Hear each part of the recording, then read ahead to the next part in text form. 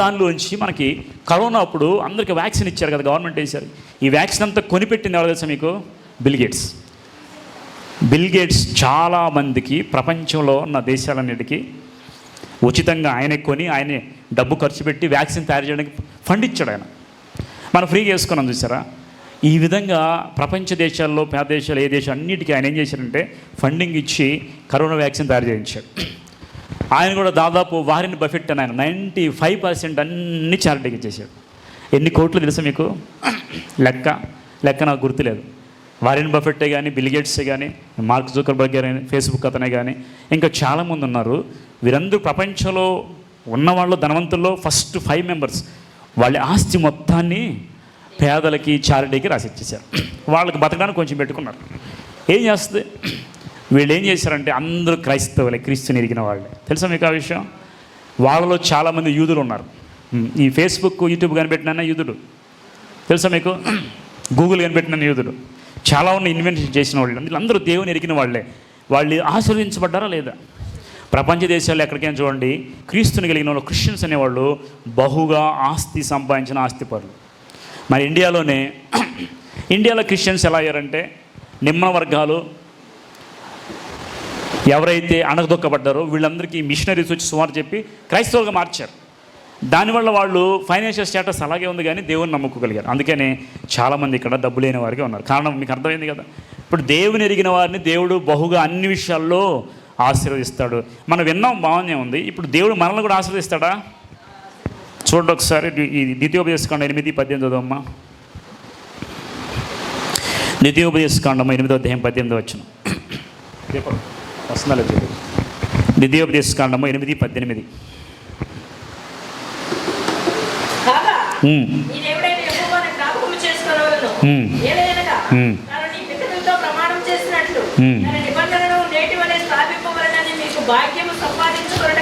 భాగ్యము సంపాదించుకున్నటకై మీకు సామర్థ్యము కలుగజేయవాడు. అమ్మ ఒక్కసారి చూడండి, మళ్ళీ మీరు భాగ్యము సంపాదించుకున్నటకై మీకు సామర్థ్యము కలుగజేయవాడు ఎవరంట? దేవుడు. ఏం సంపాదించుకోవడానికి? భాగ్యం అంటే అన్ని విషయాలు. భాగ్యవంతుడు అంటే అన్ని విషయాలు ఆశీర్వించబడినవాడు. కాబట్టి దేవుని ఆశీర్వాదములో సంపాదన, ధనము, ఆస్తిపాస్తులు అన్నీ కూడా ఉన్నాయి. అన్నిటికన్నా ముఖ్యంగా ఆత్మ విషయంలో వర్ధిల్లాలి. దాని తర్వాత ఇవన్నీ కూడా. అర్థమవుతుందా? ఆశీర్వాదం అంటే ఏంటి? అసలైన ఆశీర్వాదం అంటే ఏంటి చెప్పండి? నిజమైన బ్లెస్సింగ్ అంటే ఏంటి? ఆశీర్వాదం అనగా చెప్తారు ఎవరన్నా? చాలాసార్లు మీకు చెప్పాను నిజమైన ఆశీర్వాదం అంటే ఏంటి. మత్తయి సువార్త 25వ అధ్యాయం చూడండి ఒకసారి.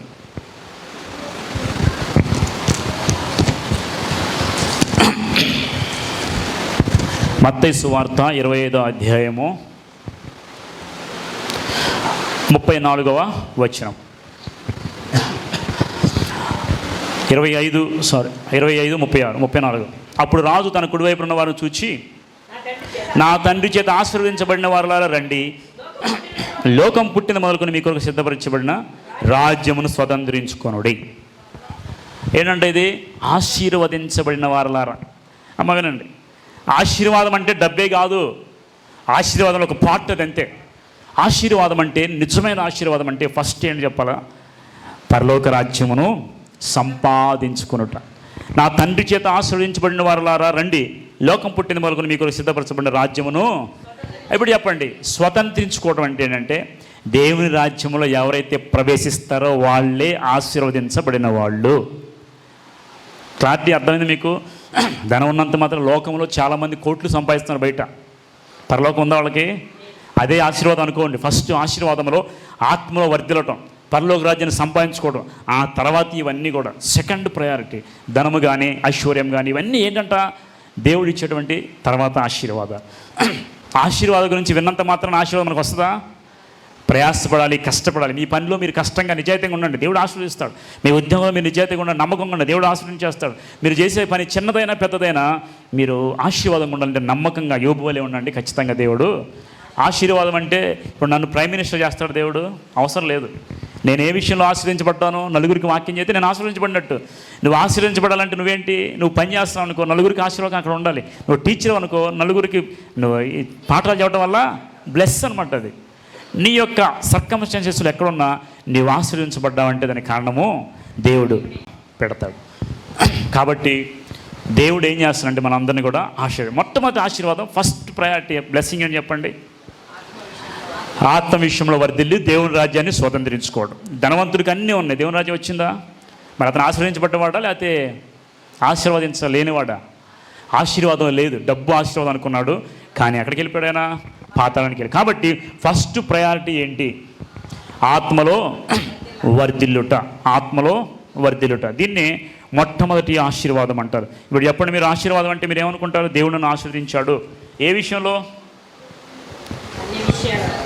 ఫస్ట్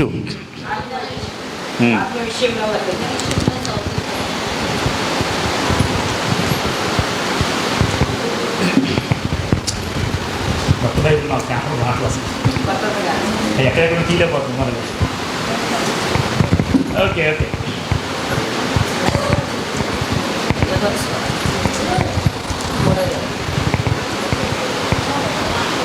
ఇంకో మాట కూడా ఉంటుంది, మీరు దుష్టత్వం నుండి తప్పించబడటయే ఆశీర్వాదము అని ఉంటుంది. అది మీకు నేను చెప్పాను గతంలో, మీకు అన్న తెలిస్తే తీయండి రిఫరెన్స్. మీరు దుష్టత్వం నుండి తప్పించబడటయే ఆశీర్వాదము.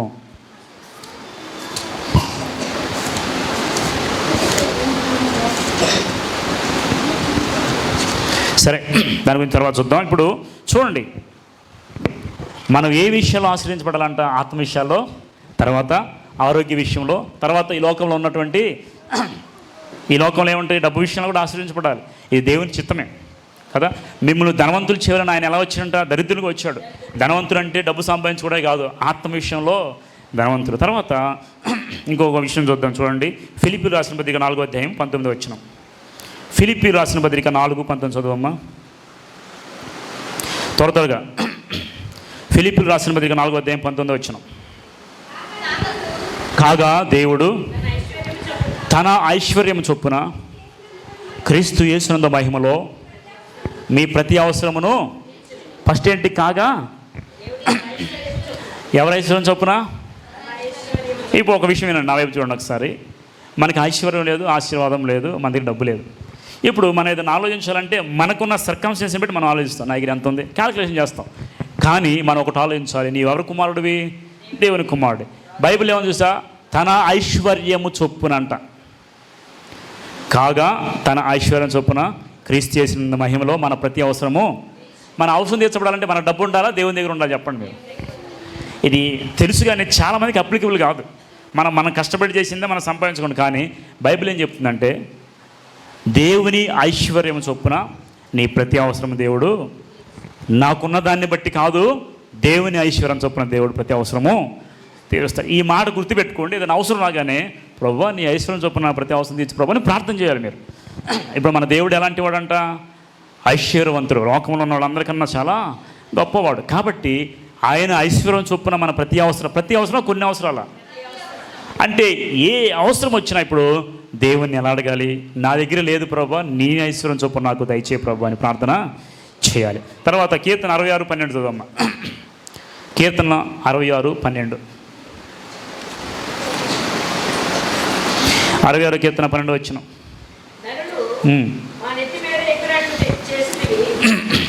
చదవమ్మా.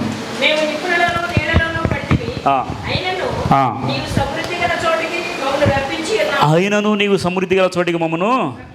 చూడండి, నరులు మా నెత్తి మీద ఎక్కినట్లు చేసేవి. మేము నిప్పుల్లో నీళ్ళలో పడతాం, నిప్పుల్లో పడ్డాము, నీళ్ళలో పడ్డాం, కష్టాలు ఎదుర్కొన్నాము. కానీ నీవు సమృద్ధి గల చోటికి మమ్మను రప్పించి ఉన్నావు. అర్థమైంది మీకు?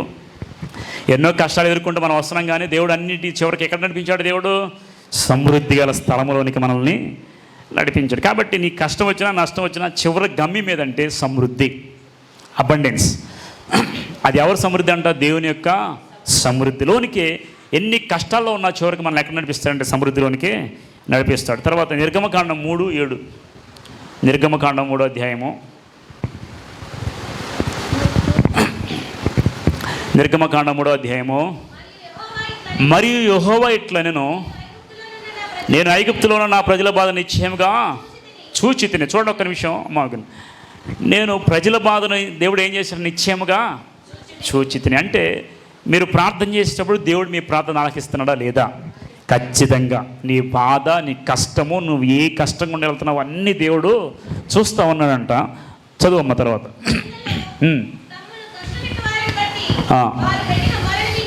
పనులలో తమను కష్టపెట్టి వారిని బట్టి వారు పెట్టిన మొరను, పనుల్లో కష్టపెడితే వారి మొర కూడా దేవుడు వింటాడు. మీ ఇంట్లో ఎవరైనా పని చేసేవాళ్ళు ఉంటే కష్టపెట్టబాకండి. వాళ్ళు దేవునికి మొరపెట్టారనుకో, దేవుడు వాళ్ళ పక్షం వ్యాజ్యం ఆడతాడు. అవునంటారు కదంటారా? పేదల పక్షంగా దేవుడు వ్యాజ్యం ఆడతాడు. మనకి ఎవరైనా పని చేస్తారనుకోండి, నాకుంది, నువ్వు పనుడు ఏంది, ఇది చేస్తాను, మీరు కోపగించుకోకండి. మీరు ఏం చేయాలి? వారిని ప్రేమించండి. ఒకవేళ మీరు యొక్క చేయిని గొలిసి ఆడబెట్టి మీరు పనికి వెళ్ళిపోయారు, వాళ్ళు చూసి ఏం చేస్తారు?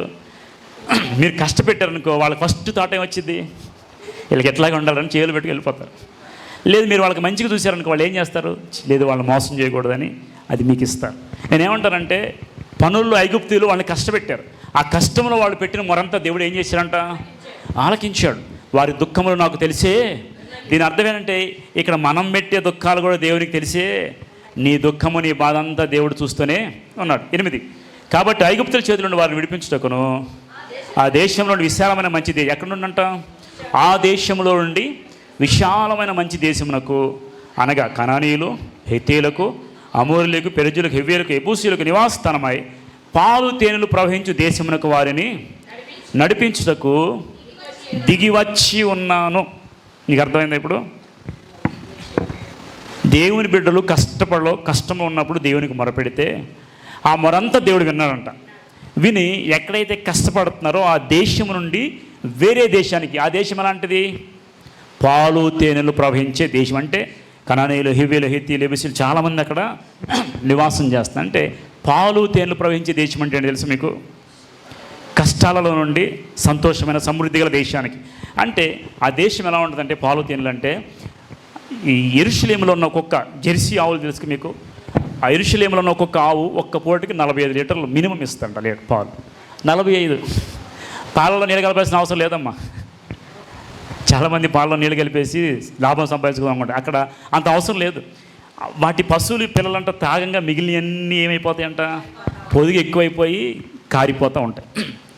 పాలు ప్రవహించే దేశం అంటే ఏంటంటే, పశువు పాడి చాలా బాగా దేవుడు ఆశ్రయించాడు. 40 ఇంత ఉంటుంది వారి యొక్క పొదుగు. పాలు అంట ఎవరు తాగపోతే, తీసుకోకపోతే ఎక్కువైపోయి కారిపోతూ ఉంటాయి. అందుకని ఇజ్రాయెల్ నుండి చాలామంది జెర్సీ ఆవులు తెచ్చి ఫామ్ పెడతా ఉంటారు. చాలా లాభం. ఒక్కొక్కటి 45 మినిమం ఇస్తుంది. ఇక్కడ 3-4 ఇస్తేనే ఎక్కువ కదా. అలాగే తేనెలు అంట. తేనె అంటే ఏంటి తెలుసా మీకు? ఎక్కడ పడితే ఎక్కడ తేనె తొట్లు ఉంటాయి. ఇజ్రాయెల్ దేశంలో ఎక్కడ పడితే అక్కడ తేనె తొట్లు కనపడుతూ ఉంటాయి. మనం ఒక తేనె తొట్టు ఉందనుకో 5 తెచ్చుకుంటాం. ఒక 10 అనుకో 5 ఉన్నారనుకో ఎలా ఉంటుంది చెప్పండి?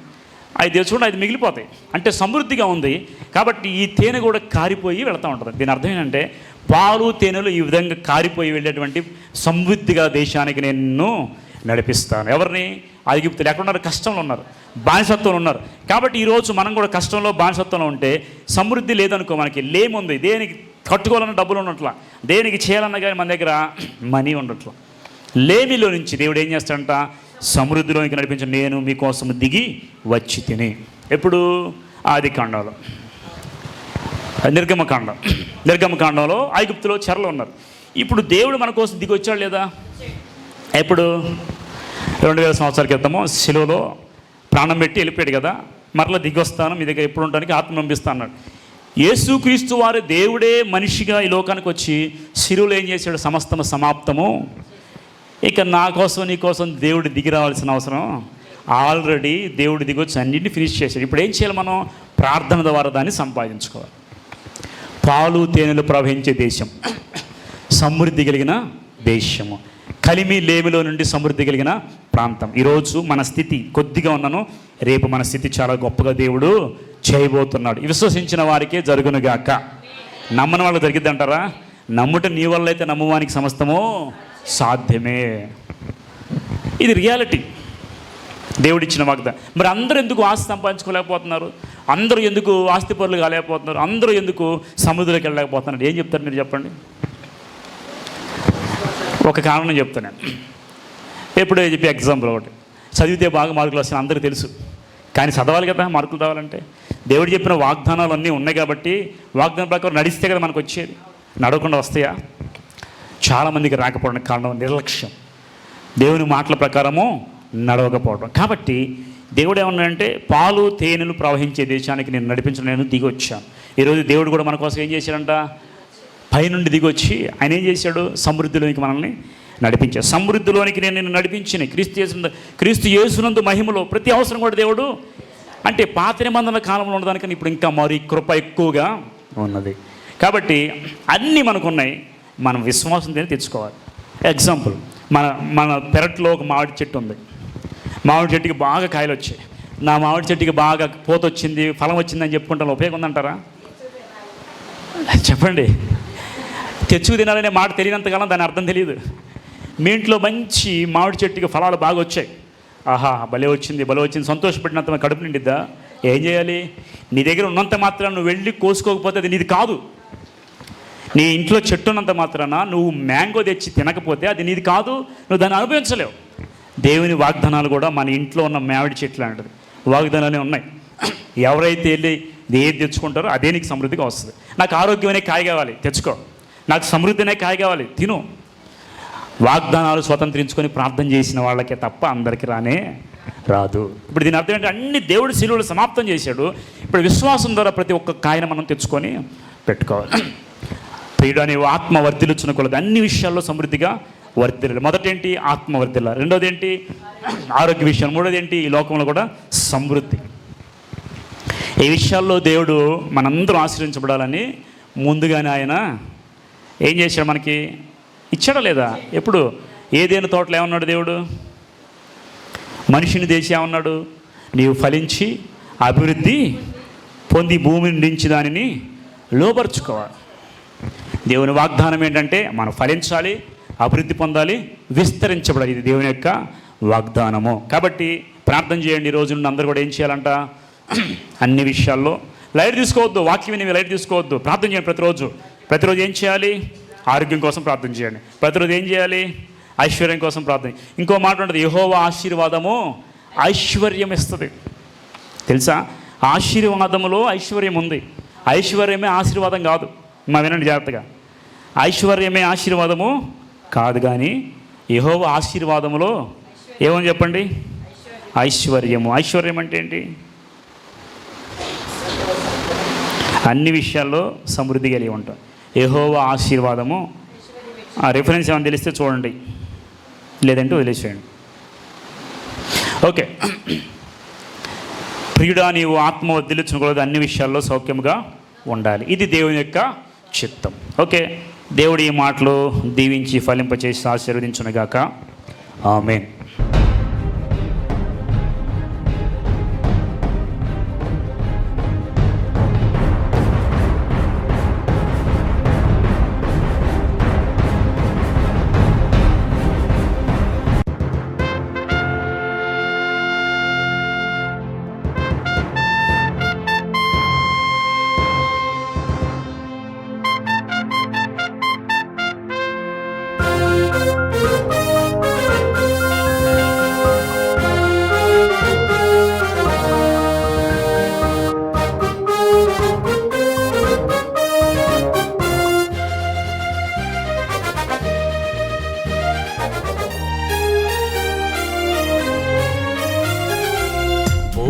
శబ్దముతో వేల దూతలతో, పూర శబ్దముతో వేల దూతలతో, మేఘాల మీద యేసు వచ్చుచున్నాడు. మేఘాల మీద యేసు వచ్చుచున్నాడు. ఏ దినమో ఏ గడియో ఏ జామున వచ్చునో, మెలకువగా ఉండి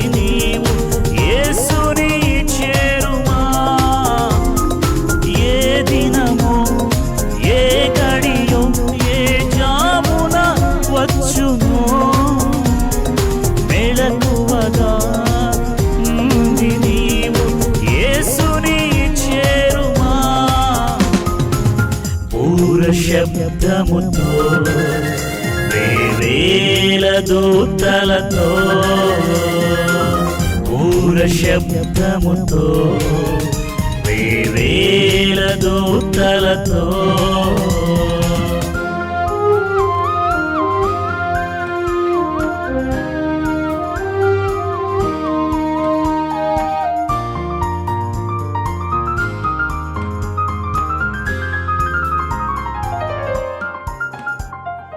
నోవాహు దినములు ఎలాగుండెను యేసయ్య రాకడ అలాగే ఉండును.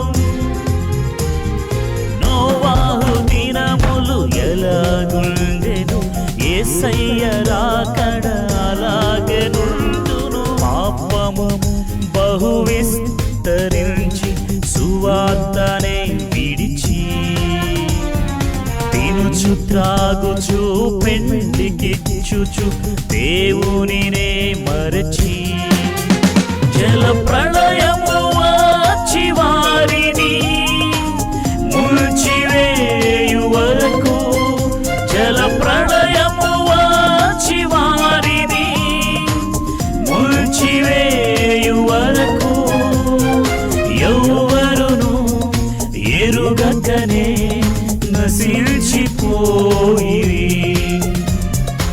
ఎవ్వరును ఎరుగకనే నశించిపోయిరి.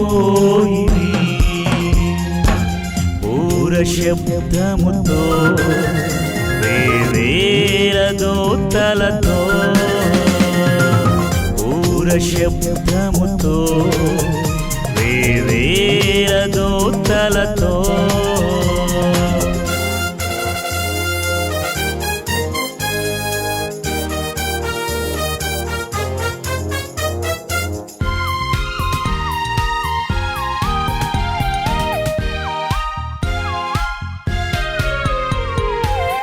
రెప్పపాటులో ఉన్న చోటునే ఎత్తబడెదవు సిద్ధపడినచో, రెప్పపాటులో ఉన్న చోటునే ఎత్తబడెదవు సిద్ధపడినచో. ఏడేండ్లలో ఆశ్రమలలో చిక్కబడెదవు నీవు, విడువబడినచో ఎంత ఏడ్చిన తప్పించుకోలేవు. సమయము నీకుండగానే మార్చుకో జీవితం, సమయము నీకుండగానే మార్చుకో జీవితం. బుద్ధిగల కల్యకవై సిద్ధపడుము నీవు, బుద్ధిగల కన్యకవై సిద్ధపడుము నీవు. బూర శబ్దముతో వేవేల దూతలతో బూర శబ్దముతో వేవేల దూతలతో మేఘాల మీద యేసు వచ్చుచున్నాడు, మేఘాల మీద యేసు వచ్చుచున్నాడు. ఏ దినమో ఏ గడియో ఏ జామున వచ్చునో మెళకువగా నుండి నీవు యేసుని చేరుమా.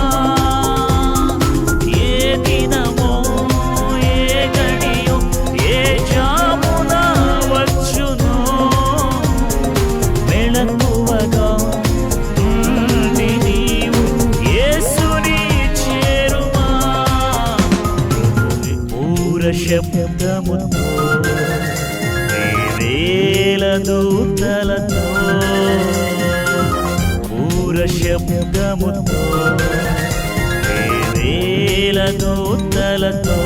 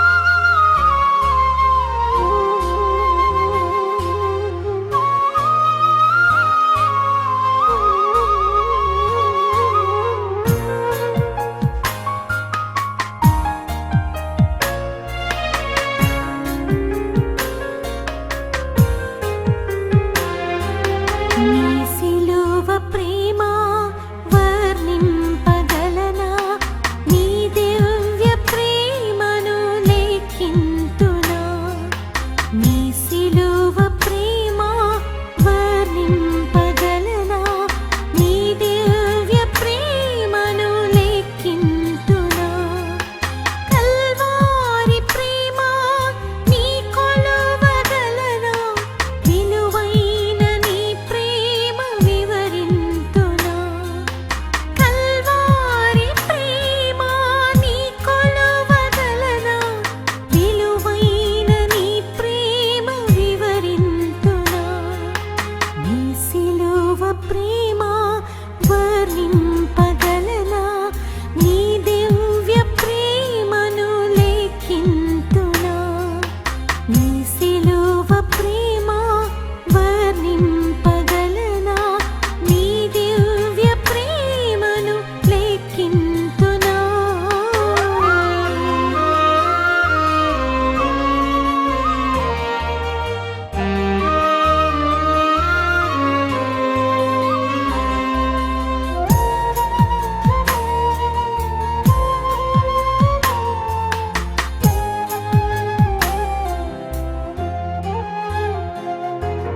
పాపినైన నన్ను ప్రేమించితివి, నా పాప దోషమును భరించితివి.